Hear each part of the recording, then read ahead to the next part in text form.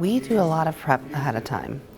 We take the information that we receive from the Marcus Evans team, and not only do we understand what they've selected in their profiles, but also we do LinkedIn research, try to identify some similarities or things that we might be able to relate to in order to start to build the relationship with the people that we choose as our interviews.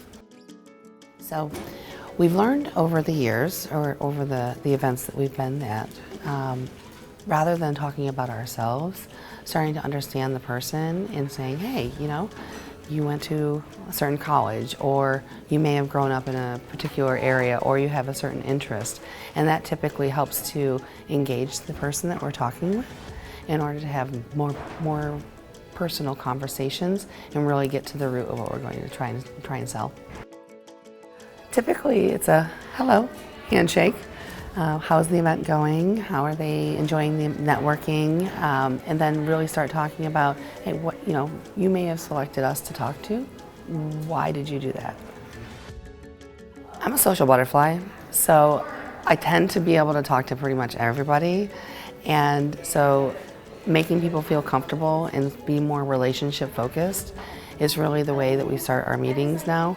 We've learned this over the Marcus Evans events that we've been at, and now I think we're getting better at getting people to open up about what their pain points are and what they're looking for versus us just trying to sell. When we hear certain keywords around procurement, that typically triggers where the conversation is going to go. And it depends on whether it's myself or my partner Chet, who has more of the background in what particular area. We tend to start talking about, hey, here's some use cases that we've had with other clients, and here's what we're hearing from you, and maybe this is going to be something that we could partner on. We never say that we want to sell our services, we always want to be a partner. Whenever you go to a doctor or a dentist, you typically get one of those little cards, and it's really outdated, but we've made these little cards so that we give them something physical that we're handing to the person that we're talking with the date and the time of who is going to have a call with you. And at that time, I pick up my phone, look at the calendar, put the time on the calendar, get that meeting in place before they even leave the table.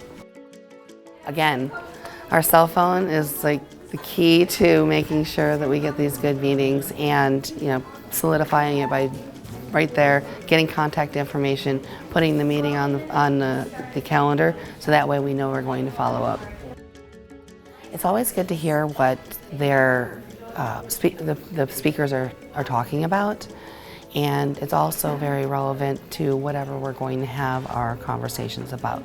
So it's nice to be able to say, hey, you know what, I heard you say this in your presentation, and it allows for them to understand that we're listening to them, as well as having the conversation about being able to have additional work together.